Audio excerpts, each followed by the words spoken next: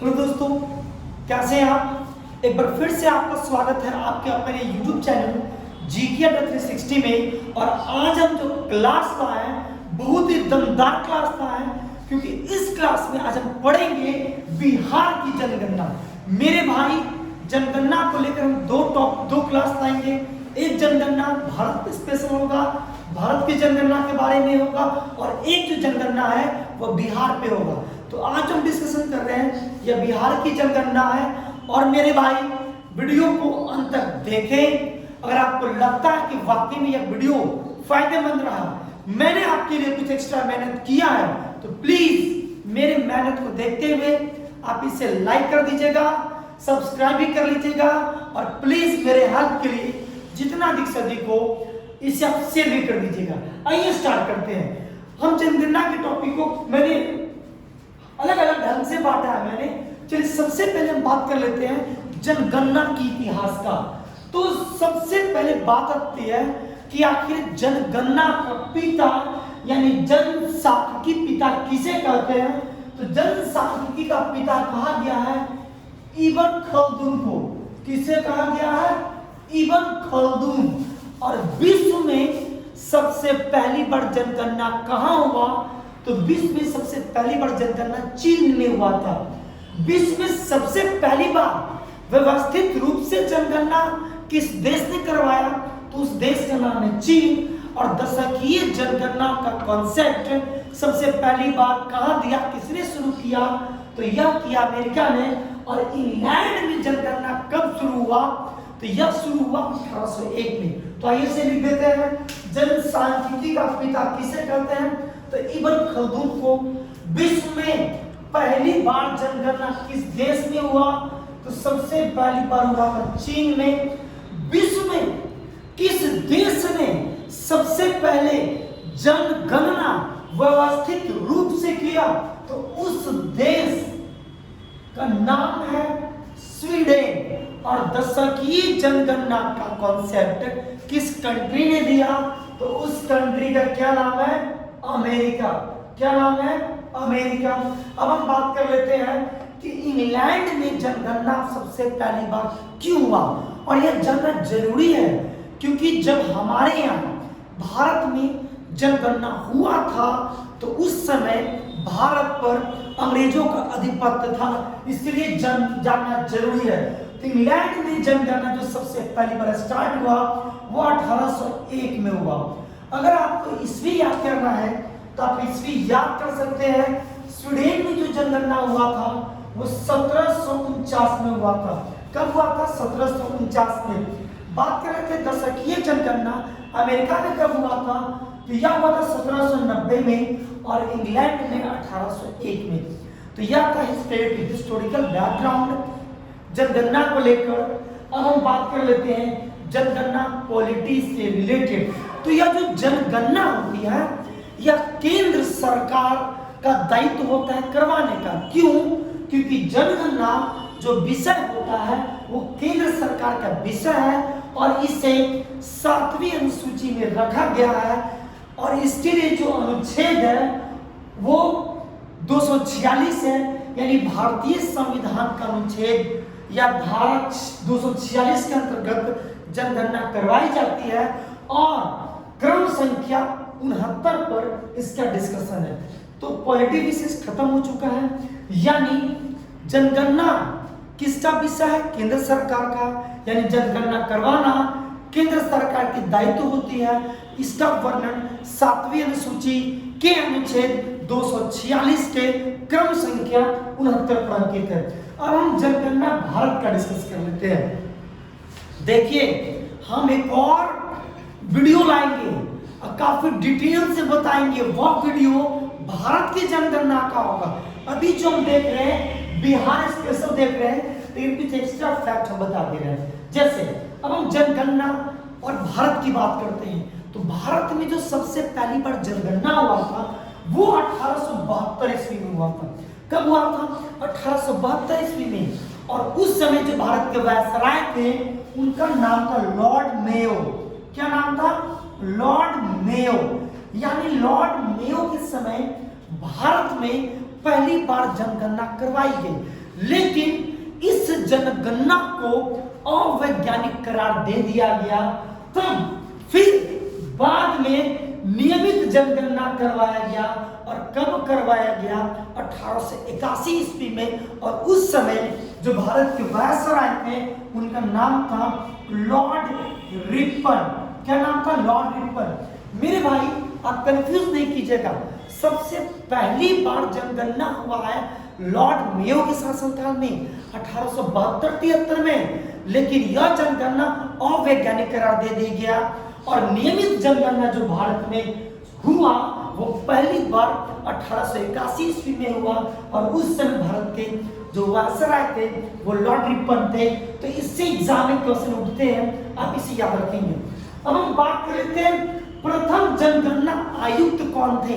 हम बात करें जब अंग्रेज के समय पहली बार जनगणना शुरू हुआ तो उस समय कोई ना कोई जनगणना आयुक्त बना था।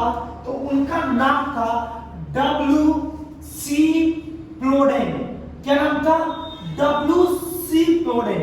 एग्जाम में पूछे कि भारत के पहले जनगणना आयुक्त का नाम क्या था, तो उनका क्या नाम था? W.C. प्लोडेन। अब देखिए, भारत आजाद हो जाता है और आजाद भारत की जो सबसे पहली जनगणना होती है वह होता है 1951 ईस्वी में। कब होता है? 1951 ईस्वी में। और उस समय स्वतंत्र भारत के प्रथम जनगणना आयुक्त कौन थे? तो उनका नाम है R.A. गोपालास्वामी। क्या नाम है? R.A. गोपालास्वामी। अब 15वीं जब जनगणना हुआ था, हम 15वीं जनगणना 2011 में हुआ। और 2011 में जब 15वीं जनगणना हुआ तो यह जो जनगणना था, इस समय भारत के जनगणना आयुक्त कौन थे? तो उस समय भारत के जनगणना आयुक्त थे C. चंद्रमौली। क्या नाम था? C. चंद्रमौली। और अब हम वर्तमान भारत की, यानी हम बात कर रहे हैं आज सितंबर 2022 की, तो कौन भारत के महापंजीयक एवं जनगणना आयुक्त है? तो इनका नाम है विवेक जोशी। क्या नाम है? इनका नाम है विवेक जोशी। चलिए रिपीट कर देते हैं। मैंने कहा कि पहली जनगणना 1872 में हुई थी। और उस समय जो भारत के वायसराय थे भारत में, उनका नाम था लॉर्ड मेयो। लेकिन नियमित जनगणना भारत में पहली बार 1881 ईस्वी में हुआ। और उस समय जो भारत के वायसराय थे वो लॉर्ड रिपन थे। इस समय भारत के प्रथम जनगणना आयुक्त जो थे वो थे W.C. प्लोडेन। स्वतंत्र भारत की जो पहली जनगणना होती है, मेरे भाई कॉपी किताब ले, कॉपी कलम ले और लिखे, बहुत इंपॉर्टेंट बातें हैं। स्वतंत्र भारत की जो सबसे पहली जनगणना हुई है वह हुआ है 1951 में।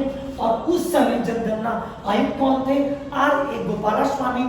जब 2011 में जनगणना हुई तो यह भारत की 15वीं जनगणना थी, आजाद भारत का 7वां। तो उस समय 2011 में भारत के जनगणना आयुक्त कौन थे? तो भारत के जनगणना आयुक्त थे C. चंद्रमौली। और वर्तमान में भारत के जनगणना आयुक्त कौन है? विवेक जोशी। तो उम्मीद करते हैं यहाँ तक आपको समझ में आ चुका होगा। अब हम 2011 की जनगणना की बात कर लेते हैं कि 2011 में जो जनगणना हुआ था यह स्वतंत्र भारत की 7वीं जनगणना थी। क्या जनगणना थी? स्वतंत्र भारत की ये 7वां जनगणना था। और इस जनगणना, यह जो जनगणना हुई थी 2011 में हुई थी। और इसका जो शुभंकर था वो प्रगणित शिक्षिका थी। 2011 के जनगणना का आदर्श वाक्य हमारी जनगणना एवं हमारा भविष्य रखा गया था। और 2011 के जनगणना में समूचे भारत को प्रशासनिक विभाजन 640 जिलों में किया गया था। तो उम्मीद रखते हैं यह चीज आपको समझ में आ गया होगा। अब हम बात कर लेते हैं थोड़े बहुत बिहार की। तो आपको पता है कि जब सबसे पहले जो जनगणना हुई थी वो 1872 में हुई थी। लेकिन यह जो जनगणना 72 में ही नहीं हुई थी, 72 में भी हुआ था और 73 में भी हुआ था। और जो बिहार में जो जनगणना हुआ था वो 1873 ईस्वी में हुआ था। 1873 में बिहार में जनगणना की गई थी। अगर आपसे ईस्वी पूछे तो आप 1872-73 मारिएगा, किसके रिगार्डिंग? बिहार के रिगार्डिंग। लेकिन यह जनगणना अवैज्ञानिक था, जिसके कारण से अमान्य घोषित हो गया और बिहार में भी सबसे पहली बार जनगणना 1881 ईस्वी में हुई थी। अब आपको पता होगा कि पहले बंगाल, बिहार, उड़ीसा सभी एक थे, लेकिन धीरे धीरे 1912 में बंगाल अलग हो गया बिहार से और 1 अप्रैल 1936 को उड़ीसा भी बिहार से अलग हो गया। यानी बिहार जब स्वतंत्र अस्तित्व में आया, उस समय जो ईस्वी था जनगणना का वह था 1941। यानी स्वतंत्र अस्तित्व में आने के बाद बिहार की जो पहली जनगणना हुई वह हुआ था 1941 ईस्वी में। इसके बाद फिर आपको पता है कि 15 नवंबर 2000 को झारखंड का विभाजन हो जाता है और आधुनिक बिहार की जो जनगणना हुआ वह हुआ 2001 में, जो 14वां जनगणना था। अब हम बात कर लेते हैं 15वां जनगणना, स्वतंत्र अस्तित्व में, जो वर्तमान अस्तित्व में जो बिहार है झारखंड से अलग होने के बाद हम उसकी बात कर रहे हैं। तो चलिए आइए शुरू करते हैं बिहार स्पेशल जनगणना। अभी वर्तमान में जो बिहार की जनसंख्या है वह तकरीबन 10,40,99,452 है। देखिए यह जो डेटा है हर एक स्टूडेंट को पता होना चाहिए, खासकर वैसे स्टूडेंट जो बिहार से बिलोंग करते हैं। तो मेरे साथ बोलिए, बिहार की वर्तमान में 2011 हम जो डेटा पढ़ रहे हैं वो बिहार के रिगार्डिंग 2011 पढ़ रहे हैं। 15वीं जनगणना की बात कर रहे हैं। तो 15वीं जनगणना 2011 के हिसाब से जो बिहार की जनसंख्या है वह कितना है मेरे भाई? तो यह है 10,40,99,452। इसमें से जो पुरुष जनसंख्या है वह है 5,42,78,157 और जो महिला की जो जनसंख्या, फीमेल जनसंख्या है यह 4,98,21,295। यह जो डेटा है यह आपको कंप्लीट पता होना चाहिए कि 10,40,99,452। लेकिन जो पुरुष की जो जनसंख्या है, जो पुरुष जनसंख्या देख रहे हैं और महिला जनसंख्या देख रहे हैं, यह आप एक अंदाज में याद कर लीजिए कि पुरुष की जनसंख्या तकरीबन 5,42,00,000 है और महिलाओं की जो जनसंख्या है वह तकरीबन बिहार में 4,98,00,000 है। अब हम डेटा पे आते हैं। अब हम बात कर लेते हैं, एक तरफ मैंने लिखा विशेष देखेंगे, फिर देखेंगे डेटा, उस विशेष का वर्तमान में डेटा क्या है, उसके बाद देखेंगे सबसे ज्यादा और इधर मैं लिखूंगा सबसे कम। अब हम बात कर लेते हैं जनसंख्या की। तो बिहार के डेटा में जनसंख्या कितना है तो मैंने वहां पर लिख दिया है। कितना है मेरे दोस्त? तो आप कहेंगे 10,40,99,452। अब हम जिला की बात करेंगे, इधर जिला होगा, ये सब जिला की हम बात करने वाले हैं। चलिए जिला में बात कर लेते हैं कि सबसे ज्यादा जनसंख्या किस जिला का है। तो सबसे ज्यादा जो जनसंख्या है वह पटना जिला का है बिहार में, और सबसे जो कम जनसंख्या है वह किस जिला का है? तो वो है शेखपुरा जिला का। किसका? शेखपुरा का। देखिए मैंने वही डेटा कलेक्ट किया है जो डेटा अक्सर एग्जाम में पूछे जाते हैं। अगर सबसे अधिक जनसंख्या वाला जिला पटना, सबसे कम जनसंख्या वाला जिला कौन है? शेखपुरा। अब हम बात कर लेते हैं नगरीकरण का। किसकी बात कर रहे हैं? नगरीकरण का। तो सबसे नगरीकरण का अगर आप डेटा बिहार की देखेंगे तो बिहार में कुल कह सकते हैं क्षेत्र का मात्र 11.30% ही क्या है? नगरीकरण है। जिसमें से सबसे ज्यादा जो नगरीकृत जिला है उस जिला का नाम है पटना। क्या नाम है? पटना, लगभग 43%। और सबसे जो कम नगरीकृत है उसका क्या नाम है? समस्तीपुर। पटना में लगभग 43% नगरीकृत है और सबसे कम समस्तीपुर में है, जहां पर नगरीकरण की संख्या मात्र 3.5% है। अब हम ग्रामीण की बात कर लेते हैं, तो सबसे ज्यादा ग्रामीण वाला कौन सा जिला है? तो पहले डेटा की बात कर लीजिए, तो 100 में 11.3 घटाएंगे तो कितना बचेगा? 88.7%। बिहार में कुल ग्रामीण क्षेत्र है 88.7%, जिसमें सबसे ज्यादा ग्रामीण कौन है? तो जाहिर सी बात है समस्तीपुर है, क्योंकि सबसे कम जब शहरीकरण वाला यही है, तो सबसे ज्यादा ग्रामीण क्षेत्र कहां पे होगा? समस्तीपुर में। कहां पे है? समस्तीपुर जिला। अब कहेंगे सबसे कम ग्रामीण वाला क्षेत्र कौन है? तो कौन होगा? पटना। भाई जहां पे सबसे ज्यादा शहरीकरण होगा वहां पे गांव क्या होगा? सबसे कम होगा, और जो सबसे ज्यादा ग्रामीण क्षेत्र होगा वो क्या होगा? शहरीकरण कम होगा। अब हम बात कर लेते हैं साक्षरता की। अब यह जो क्या कहता है, जो साक्षरता का जो रेशियो है बिहार में, वह लगभग कितना है? मैं एग्जैक्ट में डाटा में नहीं लिखूंगा, यह लगभग 61.8% है। कितना है? 61.8। और सबसे जो साक्षर जिला है, मैंने आपको पढ़ाया था, उस जिला का क्या नाम था? रोहतास। और सबसे कम ओवरऑल साक्षर वाला जो जिला है उस जिला का नाम क्या है? पूर्णिया।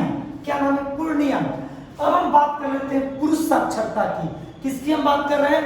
पुरुष साक्षरता की। और पुरुष साक्षरता वाला सेम डेट है, सेम जिला है, यानी पुरुष साक्षरता में रोहतास भी आगे है, और सबसे कम पुरुष साक्षरता वाला जो है वह पूर्णिया है।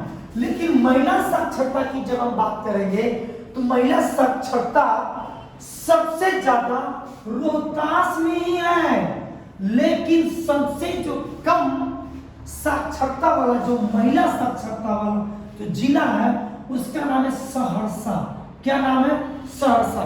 देखिए साक्षरता में बिहार की जो साक्षरता की जो रेशियो है वह है 61.8%। सबसे साक्षर जिला रोहतास और सबसे कम साक्षर जिला पूर्णिया है। अब हम साक्षरता में पुरुष की बात कर रहे हैं, तो पुरुष में भी सबसे ज्यादा साक्षर रोहतास है और महिला में भी सबसे ज्यादा साक्षर कौन है? रोहतास है। लेकिन अब हम बात कर रहे थे पुरुष साक्षरता में वही डाटा है, लेकिन महिला साक्षरता में सबसे कम साक्षरता वाला, महिला साक्षरता में सबसे कम साक्षरता वाला जिला कौन है? उस जिला का नाम है सहरसा। अब कहेंगे मैंने डेटा नहीं लिखा, तो बहुत आसान है। 71 में 10 जोड़िए, 61 में 10 जोड़िए, 61 में 10 जोड़ेंगे तो कितना आएगा? 71। तो लगभग 71% पुरुष साक्षरता और महिला साक्षरता 51 में 10 घटा दीजिए तो 51। अब अगर आप एग्जैक्ट डेटा को देखेंगे, डेटा तो एग्जैक्ट डेटा 71.2% है। कितना है? 71.2%।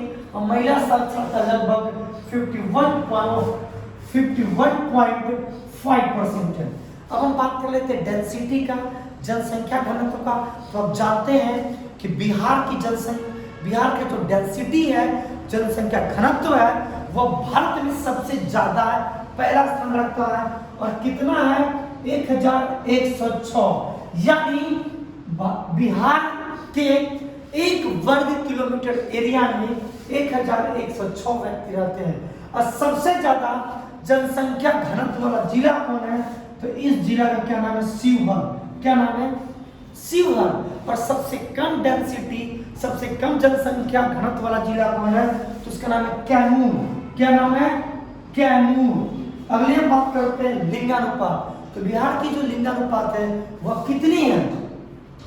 तो बिहार की जो लिंगानुपात है यह है 918। कितना है? 918। और सबसे ज्यादा लिंगानुपात वाला जिला कौन है? तो इस जिला का क्या नाम है? गोपालगंज। गोपालगंज। और सबसे कम लिंगानुपात वाला जिला कौन है? तो उस जिला का क्या नाम है? मुंगेर। क्या नाम है? मुंगेर। अब हम बात कर लेते हैं सबसे ज्यादा एससी यानी अनुसूचित जाति वाला जिला कौन है। पहले आप परसेंटेज में याद कर लीजिए कि बिहार में लगभग कुल आबादी का 15.9% अनुसूचित जाति यानी शेड्यूल्ड कास्ट निवास करती है।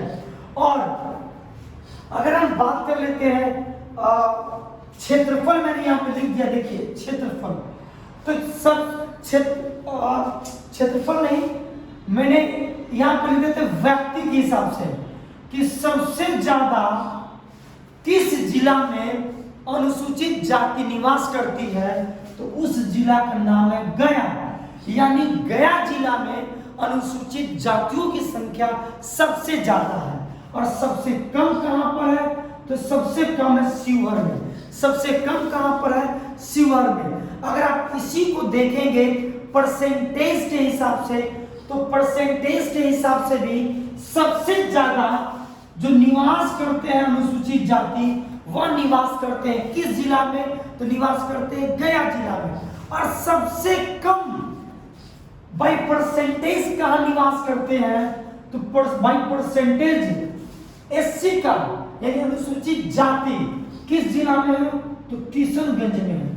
चलिए अब हम बात कर लेते हैं अनुसूचित जनजाति सबसे ज्यादा किस जिला में निवास करती है, तो उस जिला का देखिए अनुसूचित जातियां उसी जिला में सबसे ज्यादा होंगी जो जिला में वनों लगभग वन रहेंगे, क्योंकि ये जातियां ये पहले से ही लगभग वनों वाले क्षेत्र में रहना ज्यादा पसंद करते थे। आज भी यही लगाव है। तब याद कीजिए कि एससी अनुसूचित जाति सबसे ज्यादा कहां पे रहेगा? तो उस जिला का नाम क्या है? पश्चिम चंपारण। क्या नाम? सॉरी, मैंने डेटा में मैंने लिख दिया, मैंने आपको डेटा मैंने नहीं बताया कि बिहार की कुल आबादी का लगभग 1.3% क्या है? अनुसूचित जनजातियां निवास करती हैं, शेड्यूल्ड ट्राइब निवास करती हैं। कुल आबादी का 10,40,99,452 का वो 1.3% क्या अनुसूचित जातियां हैं। और सबसे ज्यादा जो अनुसूचित जातियां जो है किस जिला में है? तो पश्चिम चंपारण में। कहां पे है? पश्चिम चंपारण में। और सबसे कम कहां पे है? तो सबसे कम जो अनुसूचित जातियों की जो संख्या है, अनुसूचित जनजातियों की जो संख्या है, वह शिवहर में है। शिवहर में 2011 की जनसंख्या के आंकड़ों के अनुसार शिवहर में लगभग 300 अनुसूचित जनजातियां रहती हैं। अब हम बाई प्रतिशत की बात कर लेते हैं, बाई परसेंटेज, तो बाई परसेंटेज भी सबसे ज्यादा एसटी पश्चिम चंपारण में ही है, लेकिन बाई परसेंटेज सबसे कम कहां पे है? तो इसका अभी कोई कह सकते कि डेटा उपलब्ध नहीं है। कुछ वैसे जिले हैं जहां के डेटा नहीं लगभग नहीं है। कुछ वैसे भी जिला है जो डेटा आए हैं तो लगभग परसेंटेज उनका समान रहा, तो यह डेटा एग्जैक्टली क्लियर नहीं है। तो यह मैंने सब कुछ आपको बता दिया। एक चीज और आप याद कर ले, दशकीय वृद्धि। दशकीय वृद्धि मतलब क्या होता है? मतलब कि 10 साल में कितना बिहार की जनसंख्या की वृद्धि हुई है। तो 10 सालों में जो बिहार की जनसंख्या में वृद्धि हुई है 25.4% हुआ है। कितना हुआ? 25.4%। और सबसे ज्यादा दशकीय वृद्धि वाला जिला का नाम है मधेपुरा। और सबसे कम वृद्धि कहां पे हुआ है? तो देखिए नाम बोल रहे गोपालगंज जिला में। सबसे ज्यादा कहां पे हुआ? मधेपुरा में। और सबसे कम कहां हुआ? तो फिर बोल गया, सॉरी, गोपालगंज में। कहां पर? गोपालगंज में। गोपालगंज। एक चीज मैंने छोड़ दिया, लिंगानुपात। एग्जाम एक चीज और पूछा जाता है, आप याद कर लीजिएगा कि बिहार में जो शिशु लिंगानुपात है, कौन लिंगानुपात? शिशु लिंगानुपात। हम यहीं पर लिख देते हैं चाइल्ड सेक्स रेशियो। कौन अनुपात? शिशु लिंगानुपात। तो बिहार में शिशु लिंगानुपात की स्थिति अच्छी है। और बिहार में जो शिशु लिंगानुपात है वो 935 है। कितना है? 935। तो मैंने इस क्लास में मैंने सब कुछ आपको बता दिया जो एग्जाम की दृष्टि से बहुत इंपॉर्टेंट थे और जो 2011 का जनगणना का डेटा था। तो आपको लगता है कि यदि मैंने कुछ आपको बताया, वीडियो फायदेमंद रहा, प्लीज मेरे मेहनत को देखते हुए आप इसे लाइक कीजिए, आप इसे सब्सक्राइब कीजिए और जितना अधिक से अधिक हो प्लीज आप इसे अपने ग्रुप में शेयर कीजिए। मिलते हैं अगले वीडियो में।